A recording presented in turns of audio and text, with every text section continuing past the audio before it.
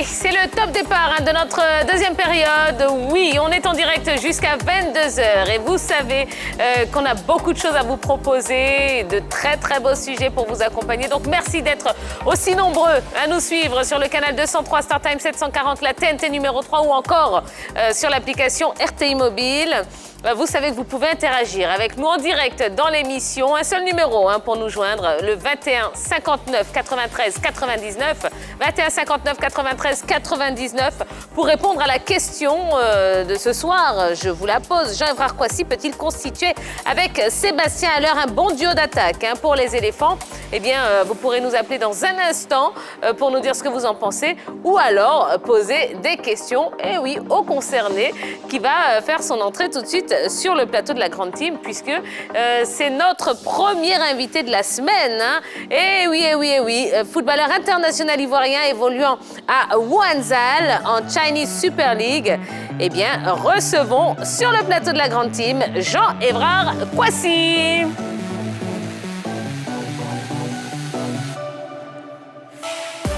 Bonsoir Jean-Évrard Kouassi. Bonsoir à tous, bonsoir. Comment allez-vous? Ouais, je vais bien. Bon, eh bien, on est content de vous recevoir sur le plateau de la Grande Team. Moi aussi. Bon, alors, je vous présente Jean-Philippe, je vous présente Henri Jo et je vous présente Roger Stéphane qui est arrivé également quelques secondes avant vous. D'ailleurs, vous allez bien Oui, tout va bien, ma chère Tia, chez vous? Ça va, super. D'accord. Alors, Jean-Évrard Kouassi, mais qu'est-ce que vous faites à Abidjan? Bon, ça va, c'est les vacances. C'est les vacances. Donc, je suis là pour les vacances. C'est les vacances? Ouais. Donc, vous en profitez pour revenir au pays? C'est ça, c'est ça. Pour vous détendre un peu, bien manger? Surtout. Surtout bien manger? Ouais. Bon, allez, votre plat préféré, qu'est-ce que c'est? Moi, je mange un peu de tout, un peu de tout. Est-ce que vous mangez J'aime le bien. premier plat que vous mangez en arrivant au pays? C'est la sauce claire. La Sauce claire. Ouais, avec du poulet, j'aime bien ça, la sauce claire. Alors on doit comprendre que le championnat chinois est à l'arrêt en ce moment. Si. D'accord, c'est la trêve hivernale? Non, c'est la fin du championnat. C'est la fin du championnat. Ouais, c'est la fin du championnat. D'accord, très bien. Alors justement, est-ce que vous pouvez nous faire le point sur votre saison? Bon, d'abord, il faut dire que le championnat il n'a pas été comme les autres saisons. À cause de la Covid, le championnat a été divisé en deux groupes. On a fait 2 poules. Donc, du coup, on a fait 2 poules. Les 4 meilleurs de chaque poule sont sortis et on a dû faire un play-off. Donc, du coup, ça a été différent. Alors, Wanzal est classé 5e dans le groupe B, à 15 points du leader. Qu'est-ce qui explique cette 5e place? Déjà, moi, je vais mettre un peu sur la fatigue. On a eu une très longue préparation. On a fait presque 5 mois de préparation. Donc, dans les débuts du championnat, on a été bien. Et après, on a senti la fatigue sur les joueurs. C'est pour ça que ça a pesé, vers la fin, ça a pesé un peu sur les autres joueurs. Je dirais ça. Donc, en tout cas, Kouassi, félicitations pour tout ce que vous faites. Je pense qu'en Chine, là, vous n'êtes pas trop dépaysé parce qu'on mange beaucoup le porc là-bas. Mais plus sérieusement, on veut connaître un peu le niveau du championnat chinois. En Europe, on a 5 grands championnats qui sont connus, France, Allemagne, Italie, etc. Juste derrière, on a certains niveaux, Portugal, Belgique, Suisse et autres. Et puis en bas, on a les championnats ukrainiens, finlandais et autres. Le championnat chinois, il se situe à quel niveau par rapport à ces 3 schémas que j'ai positionnés sur les championnats français? Il se situe à quel niveau pour bien comprendre la valeur du championnat chinois? Bon, déjà, il faut dire que tactiquement, c'est un championnat qui se base sur le tactique, en fait. D'accord. Tactiquement, parce que, comme vous avez pu voir, il y a plein de grands coachs qui sont arrivés. Comme je prends, il y a Eriksson qui était là, il y a Benitez qui sont là. Donc, c'est un championnat qui est en train de devenir tactique, en fait.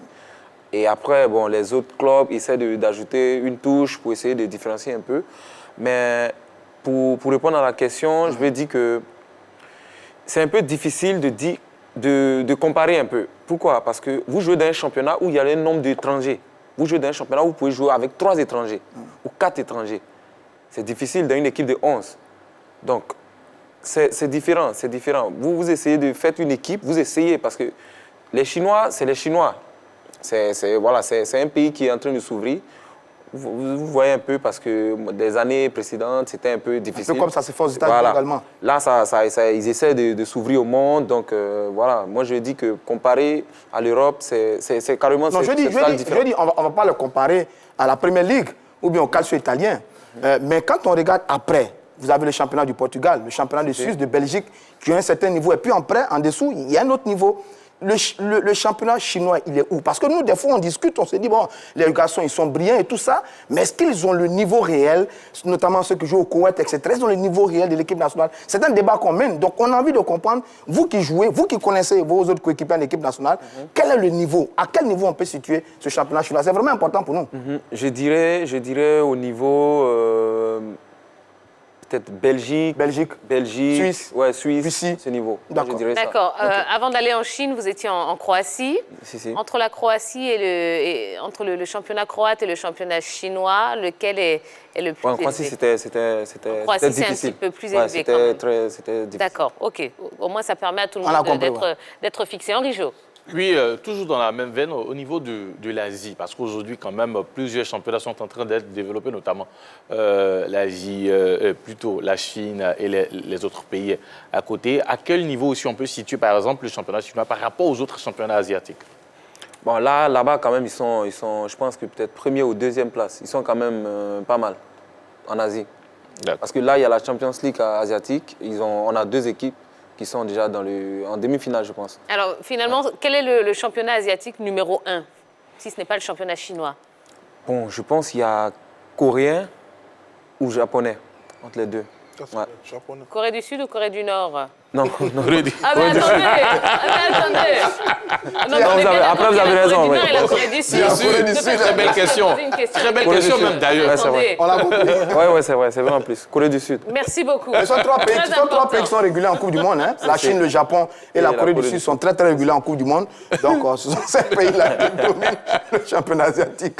Bon, est-ce que votre question est courte? Parce que je sais que les téléspectateurs sont déjà on fire, disons-le comme ça, voilà. Hein, le téléphone n'arrête pas de crépiter. Il y a beaucoup de questions pour vous, Jean-Evra Kouassi. Non, moi, je voulais tout simplement parler de la situation de certains athlètes africains en Chine. Parce qu'avant l'arrivée de Jean-Evra Kouassi et avant de prendre connaissance de vos déboires, on a eu Didier Drogba qui était parti en Chine et qui est parti de la Chine en queue de poisson. Il y a eu également, je crois, l'attaquant sénégalais, dont j'oublie le nom, qui... Moi, je dirais Igalo, le Nigérien. Qui était gravement blessé. Voilà. Dembaba, merci, qui était gravement blessé également. Et on a eu une entrée fracassante de très grands joueurs africains du côté de la Chine. Et on a eu des sorties en queue de poisson. Est-ce qu'aujourd'hui, dans le championnat où vous évoluez, l'environnement a été amélioré concernant la condition des joueurs étrangers en Chine? Oui. Effectivement, les conditions ont été améliorées parce que, vu tout ce qui s'est passé, avec tous ces grands jeux, c'est quand même des grands noms africains. Voilà, il y a eu pas mal d'histoires et tout ça. Donc, chaque saison, ils essaient d'améliorer avec tout ce qu'il y a eu. Donc, les conditions sont quand même meilleures comparées aux autres années. Il y a quelques années. Très bien. Allez, on va passer tout de suite à l'actu de ce soir. Et c'est dans cette actu que vous pourrez intervenir.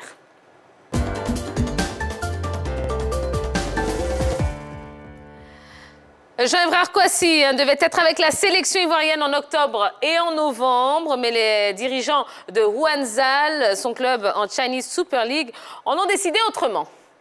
在名单当中，如果埃弗拉持续在这边造势的话，国安队右路是不是能顶住？69分钟，来了，埃弗拉了！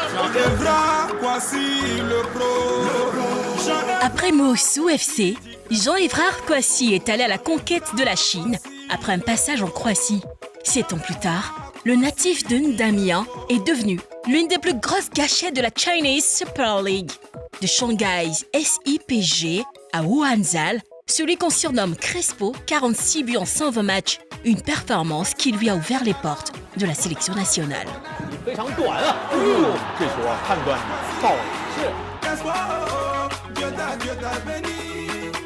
Après avoir été avec les Éléphantaux U17 et U20, Jean-Evra a été convoqué en octobre dernier par Patrice Baumel chez les Éléphants. Alors qu'il avait donné son accord pour rejoindre ses compatriotes et coéquipiers, son absence a été constatée à la dernière minute, mais ce n'était que partie remise. Un mois plus tard, le sélectionneur national dévoile sa liste pour la double confrontation contre Madagascar, en match comptant pour les éliminatoires de la CAN 2021. Une fois de plus, Jean-Evra Kouassi est convoqué. Encore une fois, il est absent au regroupement. Que s'est-il passé pour que l'attaquant de Wuhanzhal ne soit pas aux 2 derniers regroupements des éléphants? Jean-Évrard Kouassi est sur le plateau de la grande team. Il nous explique tout.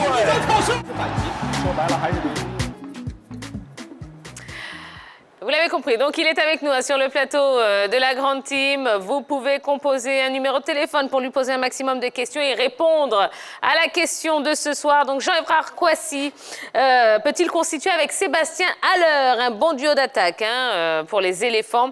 Ça se passe au 21 59 93 99.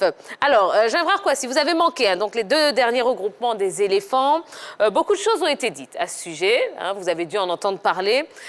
Concrètement, qu'est-ce qui s'est passé? Pourquoi est-ce que vous n'étiez pas avec les éléphants? Bon, pour la première fois, c'était... Je pense que d'abord, il faut dire ce qui se passe au niveau de la FIFA. Je pense qu'il y a une nouvelle règle. Absolument. Qui a été votée par la FIFA, comme quoi, à cause de la Covid, parce que déjà, en Chine, tous ceux qui rentrent en Chine ont droit... Personne ne peut éviter ça. Tu dois faire 2 semaines de quarantaine. Et déjà la FIFA a voté une loi pour dire que tous les pays, donc il y a quarantaine de plus de 5 jours, ont le droit de garder peut-être les joueurs, ont le droit de décider s'ils laissent partir les joueurs en équipe nationale ou pas. C'est comme ça que déjà, la première fois, j'ai été appelé. Et comme la situation de mon équipe était c'était délicat, on était sur une mauvaise série, donc ils ont dit non, excusez-nous, on peut pas laisser partir le joueur. Et c'est comme ça, la première fois, je n'ai pas pu aller. Est-ce qu'ils ont informé la Fédération ivoirienne de football? Oui, ils ont informé la Fédération, mais je pense qu'ils ont informé la Fédération un peu tard. C'était peut-être un jour, comme ça. Déjà, moi, j'ai été informé déjà tardivement. Voilà, j'ai été informé tardivement parce que je pense qu'ils ont voulu me garder. Ils n'ont pas voulu me dire. Et c'est quand j'ai été appelé par la Fédération pour dire « tu as reçu ta convocation ». C'est là que je suis allé vers le club demander. J'ai reçu une convocation. Ils ont dit « Ah oui, on a reçu une convocation pour toi ». C'est là que j'ai appris que j'avais été convoqué. D'accord, très bien. Bon, au moins, c'est clair dans l'esprit de tout le monde maintenant. Alors, la semaine dernière, vous avez rencontré le sélectionneur national, Patrice Baumel, pour une séance de travail. De quoi est-ce que vous avez discuté concrètement? Bon, en premier, on s'est un peu expliqué. On s'est expliqué sur l'actualité, sur tout ce qui s'était passé concernant ma convocation et ma non-venue. Et aussi, il a essayé de m'expliquer un peu ce qu'il voulait, ce qu'il attendait de moi. Et il m'a aussi demandé comment je jouais et tout ça, pour essayer déjà de me mettre un peu dans le bain. C'est de ça qu'on a parlé. C'est-à-dire que votre intérêt pour la sélection nous va droit au cœur. On est très heureux de vous voir venir à chaque fois et puis aller voir l'entraîneur pour parler stratégie et le saluer. C'est très bien. Mais on a le sentiment aussi que derrière, les Chinois, là, ils vous veulent. C'est-à-dire qu'à chaque fois que vous ne venez pas jouer avec les éléphants, eux, ça les arrange. Parce qu'ils ont la possibilité de vous enrouler pour jouer pour les sélections. Est-ce que derrière la mesure de la FIFA, il n'y a pas cette intention cachée des Chinois de vous maintenir à chaque fois par rapport à des arguments parce qu'ils veulent vous voir jouer avec les sélections nationales? Je pense que c'est la vérité, au fait. Il ne faut pas se cacher, c'est l'intention, au fait. Parce qu'avant ça, je ne sais pas, ça fuitait, les gens ont parlé de ça. J'avais été approché pour jouer pour la sélection de Chine. D'accord. Voilà, et j'ai refusé. Et déjà, le sélectionneur de l'équipe nationale de Chine était mon coach de la saison passée. Et c'est grâce à notre belle performance de la saison que lui, il a été promu coach de la sélection. Et il vous a appelé? Et du coup, il a dit, ouais, moi, je veux ce gars, je veux qu'il vienne avec moi. Et qu'il m'a appelé, j'ai dit, non, désolé, je ne veux pas jouer. Et il a insisté. Et je pense que c'est un peu la base. C'est un peu la base de tout ce qui s'est passé. Bon, dites-nous là maintenant que vous n'allez pas jouer pour eux et que vous allez maintenir votre décision de jouer avec les éléphants. Les Chinois, ils vous entendent, donc à répéter ça maintenant. Tout le monde bien sûr que je joue pour la sélection de Côte d'Ivoire. Alors, moi, je veux savoir, quand ça a été fait, le sélectionneur vous a fait appel pour jouer pour la sélection chinoise. Déjà, en Chine, comment ça a été accueilli? Les gens, comment ils ont pris cette nouvelle? Bon, je pense qu'en Chine, ils n'étaient pas trop ravis parce que ça a été une grande nouvelle. Ça a été une nouvelle parce qu'ils savent, tout le monde sait que si je viens jouer pour la Côte d'Ivoire, je ne vais pas jouer pour la sélection de Chine. Déjà, il faut dire que je suis bien aimé là-bas. Ils m'aiment bien parce ils m'aiment plus parce qu'ils savent qu'ils se sont dit qu'il y a une possibilité que je joue pour la sélection de Chine. Et c'est un grand plus. Donc, le fait de savoir que je vais jouer pour la Chine, j'ai quand même reçu pas mal de messages méchants où des gens n'étaient pas contents. Qui n'étaient pas contents, supporters et tout ça, oui, des Chinois. des Chinois. Ils ne veulent pas que tu joues pour... Ouais, pour la Côte d'Ivoire. Ah, d'accord. D'accord. Alors, on va revenir aux éléphants. Comment est-ce que vous avez trouvé vos coéquipiers lors des 2 derniers regroupements? Bon, déjà, le premier match, c'était pas mal. C'est une nouvelle équipe, comme déjà le coach l'a dit. C'est une équipe en reconstruction. Donc, moi, je pense que le plus important dans ces genres de matchs, c'est de gagner. Parce qu'il n'y a pas de compétition. Pour le moins, c'est des qualifs, donc c'est de gagner. Ils ont fait le boulot. Et après, le deuxième match, c'était un match difficile. C'était quand même pas aller à l'extérieur, vu l'équipe qu'on jouait. Donc moi, je pense qu'ils ont fait ce qu'il fallait. Ils ont fait le boulot, donc voilà, il faut les féliciter. Alors, Sébastien Haller est désormais un international ivoirien. Il a joué les 2 matchs contre Madagascar. Vous l'avez trouvé comment, vous? Bon, le premier match, voilà, on a tous vu, il a fait le boulot, il a marqué. C'est un attaquant, c'est son rôle. Donc j'ai trouvé, il a été bien, il a été bon. Et après, le deuxième match, comme j'ai dit, c'était un match difficile. Mais quand même, on a senti que déjà, en attaque, on a un poids. On a quelqu'un sur qui s'appuyer. Donc voilà, je pense que ça peut passer. Il y a de bonnes choses qui arrivent. D'accord. Si vous avez des questions à poser à Jean-Évrard Kouassi, et je sais que vous en avez, puisque vous êtes en train de créer des embouteillages là, sur le standard de la 3, eh bien, n'hésitez pas à appeler au 21 59 93 99 et on vous prendra à l'antenne là dans un instant. Oui, Roger Stéphane. Sur Sébastien Haller, bon, c'est un coéquipier, mais en même temps un concurrent aussi. Vous avez la capacité de jouer sur l'aile, mais aussi dans l'axe. Très bon. Lui, il s'est positionné aujourd'hui comme le patron dans l'axe de l'attaque par rapport aux 2 matchs qu'il a joués. Est-ce qu'il vient de vous fermer la porte sur cette position et que l'alternative qui reste pour vous, c'est jouer sur les ailes? C'est un concurrent inévitablement dans cette équipe des éléphants. Non, je ne dirais pas concurrent. Vous savez, quand vous venez jouer pour la sélection, il n'y a pas tellement... Ce n'est pas une concurrence. C'est vrai que déjà, individuellement, on a des objectifs, mais moi, je pense que c'est un plus pour la sélection de Côte d'Ivoire. Donc, je ne dirais pas concurrent. Aussi, même si je ne peux pas jouer devant comme il est devant, du moment où ça porte du bien à l'équipe, moi, je pense que c'est ce qui importe. Mais certains ont dit, par exemple, qu'avec les 2 gros matchs de Haller, il va mettre sous le teignoir les Kwame Christian, Kodja, Djouma Saïd et autres. Est-ce que c'est vrai aussi? Parce que quand un joueur arrive comme ça, qu'il convainc dès les premiers instants, est-ce que tous ceux qui sont derrière, par rapport au même profil et la même place que lui, ils ont le droit de s'inquiéter plus ou moins par rapport à un poste de titulaire dans les matchs des éléphants? Moi, dans cette situation, je dirais plutôt de laisser le temps. Parce qu'il a vu, mine de rien, il n'a fait que 2 matchs. D'accord. Il n'a fait que 2 matchs. Moi, je pense qu'il faut juste le laisser jouer, voir comment ça se passe.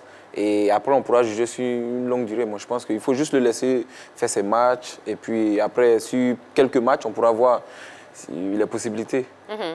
Jean-Philippe. Non, moi, j'aimerais rebondir sur un point du passé du joueur. En 2011, vous avez été présent au Mexique pour la Coupe du Monde des U23. Vous faites partie de la promotion qui a ouvert la voie à la promotion 2013 qui était championne d'Afrique. Oui. Aujourd'hui, comment vous jugez la progression de vos coéquipiers de cette époque?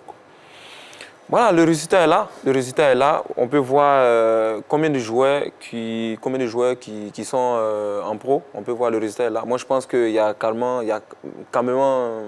même une très, très, très grande marge de progression. Puisque, voilà, avec Kessié et tout le groupe, franchement, je pense qu'il y a eu un bon boulot. Vous êtes toujours en contact avec eux tous, hein? Ouais, je parle avec eux. C'est des amis quand même. Je parle avec eux et tout ça. C'est des amis. D'accord. Alors, justement, on va en arriver à la question de ce soir, la question sondage. Jean-Évrard Kouassi peut-il constituer avec Sébastien Haller un bon duo d'attaque pour les éléphants?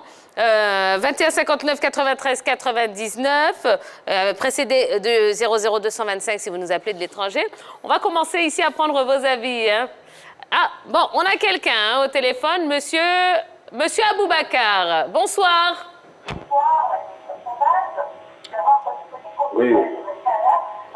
Oui, bonsoir, monsieur Aboubacar. Alors, éloignez-vous de votre poste, s'il vous plaît, ou éteignez le poste derrière vous. Voilà.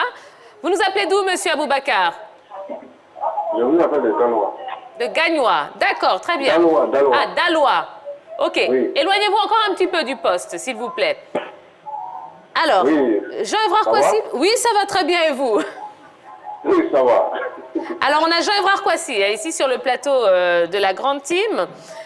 Selon vous, est-ce qu'il peut constituer avec Sébastien Haller un bon duo d'attaque pour les éléphants? Oui, c'est parti en l'air et puis Ibra, je vois que ça peut créer un bon duo d'attaque. Et mais moi aussi, j'ai 2 questions à poser à Ibra. Allez-y, il vous écoute. Bon, pourquoi avoir l'envie de jouer avec les éléphants? Ça, c'est la première question. Et quel est son objectif dans l'avenir avec les éléphants? Très bien, merci beaucoup, monsieur Aboubacar. Merci. Alors, la première question, pourquoi avoir envie de jouer avec les éléphants? Oui. Bon. Ah, mais ça peut paraître anodin, mais non, c'est une question très importante. Je pense qu'il a raison parce que quand on est sollicité comme ça par la Chine où on est déjà une superstar, ça peut donner des idées. Certains ont fait le choix de tourner le dos à leur pays d'origine, donc je pense qu'il a raison. D'accord. Bon, c'est un rêve d'enfant, Moi, je pense que je pourrais pas donner. Je pense que j'ai toujours voulu ça. C'est un rêve d'enfant. Depuis que j'ai commencé à jouer au football, je me suis toujours dit, ok, il faut que je joue pour l'équipe nationale de Côte d'Ivoire. C'est un rêve d'enfant. Ça ne vous a jamais traversé l'esprit de jouer pour une autre sélection, notamment la sélection chinoise? Non. D'accord. Moi, j'aimerais demander, excusez-moi, si c'était la Croatie, est-ce que ça allait être le même? Mais ça a été aussi, j'ai été approché quand j'étais en Croatie. Oui, par la Croatie. D'accord. Et la deuxième question, donc, quels sont vos objectifs avec la sélection? Voilà, moi je pense que l'objectif de la sélection, c'est comme tous les autres joueurs, c'est gagner des trophées avec la sélection. Ça, c'est le plus grand bonheur qu'un joueur de sélection peut avoir. Absolument. Gagner les 2 prochaines CAN et puis faire demi-finale de la Coupe du Monde. Voilà. Ce serait parfait. Pourquoi pas? Allez, on a Mathurin au téléphone. Bonsoir Mathurin. Je suis heureux de vous avoir. Je vous apprécie beaucoup d'avoir l'animateur de votre émission. Eh bien, c'est très gentil, monsieur Mathurin. Vous nous appelez d'où? Allô? Oui, vous nous appelez d'où, Mathurin? À Kipiri, dans un petit village qu'on appelle Kipiri, Grand Zatri. Grand Zatri, très bien. Alors, c'est une question pour Jean-Évrard Kouassi ou c'est pour répondre à la question sondage? Bon, j'ai une question j'ai une préoccupation pour Kouassi, et puis j'ai une question pour Kouassi, et puis je vais me prononcer un peu. D'accord. Alors, on commence par la question, allez-y. Ok, et je vais demander à Kouassi que j'ai vu maintenant, parce que moi je ne le connaissais pas. Hein. Je vais lui demander, la Côte d'Ivoire a besoin de lui, la Chine a besoin de lui, c'est important pour moi. Lui-même, je lui pose la question, où tu peux lui ça, la Côte d'Ivoire ou bien la Chine, ou là où lui, il peut jouer. Ici, il répond à la question, je vais repasser à la deuxième phase. Bon, je pense qu'il a suffisamment répondu. Où est-ce que vous vous sentez de jouer entre la Côte d'Ivoire et la Chine? Bon. La Côte d'Ivoire. La Côte d'Ivoire. Mathurin, c'est bon. Il a dit la Côte d'Ivoire. Vous êtes rassuré? Ok. D'accord. Maintenant, ce que je voulais dire, il faut qu'il se batte très fort parce que nous, on a vu, moi j'ai vu Sébastien jouer les 2 matchs contre le Madagascar, là. C'est un très bon joueur, mais lui, comme je ne le connais pas, je ne peux pas dire plus que ce que je vois. Hein. Mais je l'encourage. Mais sur votre plateau, comme je reprends encore pour dire, Madame Pierre, oui. Pierre, j'apprécie vraiment votre animation, votre façon d'animer. Merci. Et vous avez un journaliste qui est là aussi qui est Barbie, là. Je crois, il s'appelle, c'est pas le comédien, là, mais l'autre qui a la barbe, là. Yves Boris, très bien. D'accord. Je l'apprécie beaucoup. Merci. J'aime ceux qui sont justes. Parce que vous êtes juste. Sur votre plateau, là, vous tous. Merci beaucoup. Merci beaucoup, monsieur Mathurin. Merci infiniment. Ça nous va droit au cœur. Merci. Allez, on va prendre la direction de Yopougon avec Meka Hippolyte. Bonsoir, bonsoir. Allô, Hippolyte? Bon, c'est pas grave. On aura Hippolyte un peu plus tard. C'est bon, il est là? D'accord. Allô, Hippolyte? Allô, Hippolyte? Hippo. Bon, bonsoir, bonsoir Hippolyte, comment allez-vous? Ouais, ça va très bien. C'est la connexion jusqu'à Yopougon qui est un peu difficile, c'est ça. Ça nous arrive de temps en temps. Alors, vous nous appelez ce soir pour répondre à la question ou vous avez une question pour Jean-Évrard Kouassi? Non, j'ai une question à poser. D'accord, allez-y, il vous écoute. Voilà, je voulais savoir pourquoi il y a de grands championnats, il y a la France, il y a l'Italie, il y a l'Angleterre, et puis il a choisi la Chine pour évoluer. Ah. C'est ce que je voulais savoir. D'accord. Il y a des grands championnats où ses amis ont joué, voici comme ça, Franck Kessié, attends qu'il fait le beau jeu au Milan. Pourquoi lui, il a choisi le championnat italien et le championnat chinois pour jouer? C'est ce que vous voulez savoir. Ça coûte de l'argent, mais non, je sais pas. Ah, l'argent ou le défi sportif, peut-être. Merci beaucoup, en tout cas, Hippolyte. Alors, Jean-Yves Kwasi. Bon, pour répondre à cette question, parce que c'est une question qui revient tout le temps, comme j'avais déjà expliqué ici une fois, je suis allé en Chine. Au début, c'était pour un projet. J'ai été appelé par Eriksson, le coach, qui est l'ancien coach de l'équipe nationale. Et à l'époque, j'étais en Croatie. Et le monsieur m'a appelé et il m'a expliqué un projet. Il m'a dit, voilà, j'ai un projet sur 2 ans. Moi, je suis ici. Viens avec moi. On joue. Et à l'époque, moi, je ne connaissais même pas la Chine. Je ne savais même pas combien j'allais gagner. Mais je connaissais l'homme. Oui. Je savais qui il était et ce qu'il avait fait. Et moi, j'étais un jeune joueur. Eriksson vous appelle personnellement. Mais écoutez, j'étais suivi tout de suite. Et il m'a appelé, il m'a dit, viens avec moi. Je suis à Shanghai, viens, 2 ans avec moi. Et quand je finis mon contrat, je retourne en Europe normalement. Et avec moi, je te place dans n'importe quelle équipe tu veux. Et c'est comme ça que je suis parti avec lui. Et malheureusement, lui, il est resté 1 année et il est parti. Et il vous a laissé là-bas? Il m'a laissé seul là-bas. Ah, bon. Et moi aussi, j'étais bien, j'ai fait des performances. Tout le monde m'aimait. Ils m'ont dit, bon, écoute, t'es trop bon, reste avec nous. Voilà, on te donne un bon contrat. Ils m'ont prolongé tout de suite. Est-ce qu'aujourd'hui, vous avez un regret? Non, je ne regrette pas. Par rapport à ce choix de la Chine? Sérieusement, je ne regrette pas parce que ça m'a permis de voir beaucoup de choses, qui je suis et ce que je valais. Donc, c'est pas un regret. Très bien. On a Adama qui nous appelle de Boisflé. Bonsoir, Adama. Oui, bonsoir, madame. Comment allez-vous? Oui, ça va, ça va. D'accord. Vous avez une question pour Jean-Yves Kwasi? Oui, j'ai une question pour lui. Il y a une question pour Jean-Yves Kwasi. On vous écoute.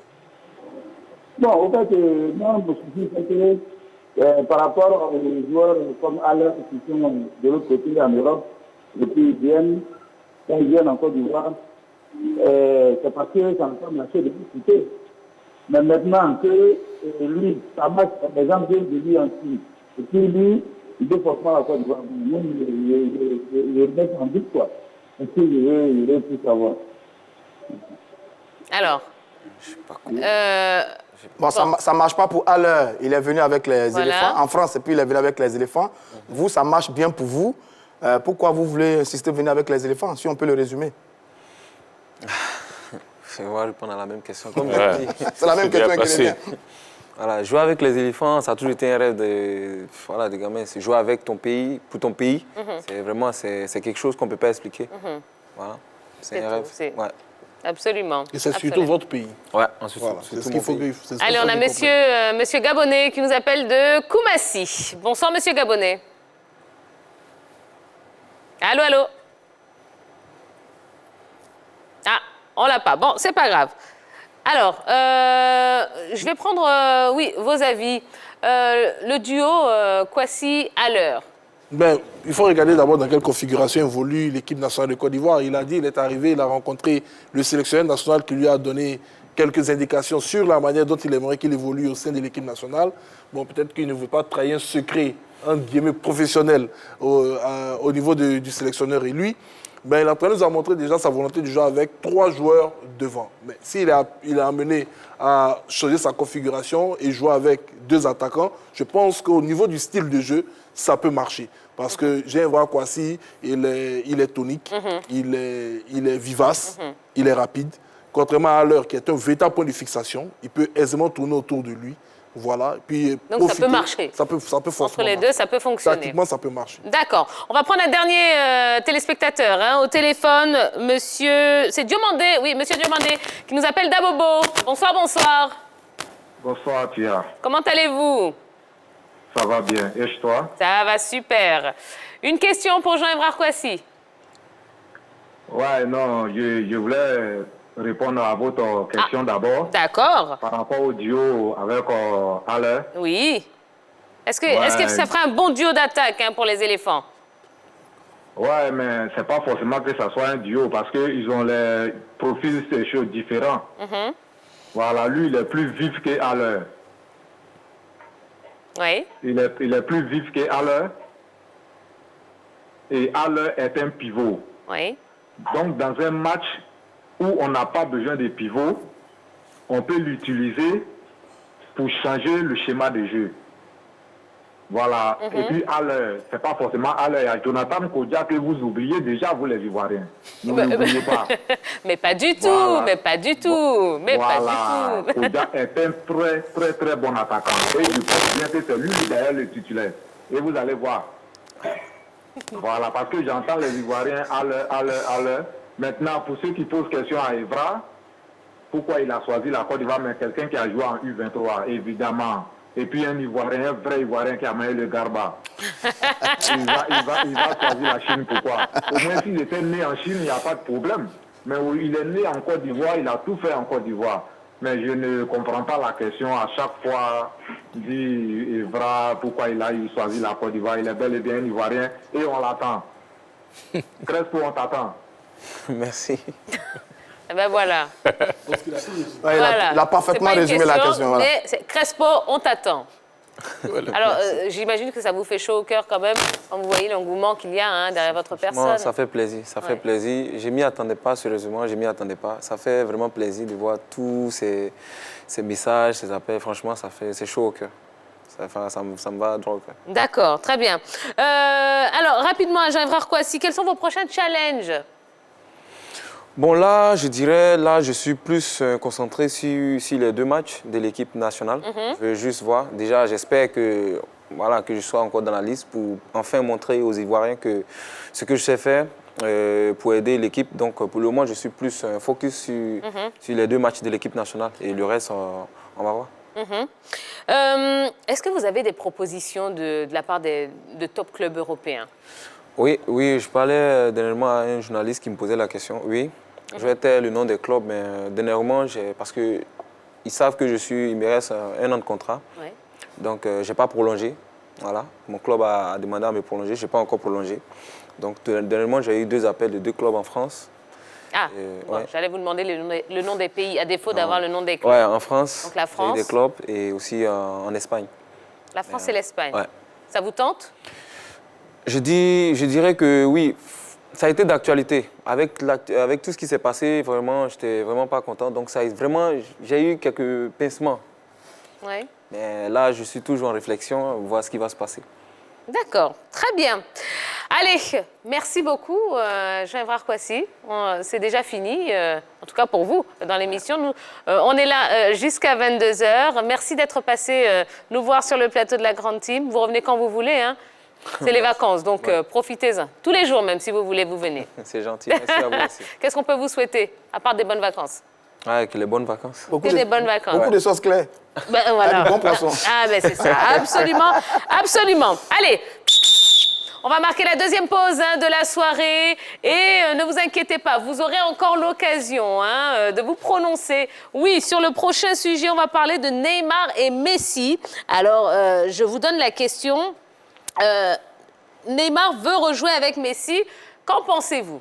Ah, eh bien, vous pourrez nous appeler au même numéro 21 59 93 99 pour nous dire si c'est une bonne idée, si c'est faisable ou non. Eh bien, vous nous direz tout. Voilà, allez, ne bougez pas, on revient dans un instant.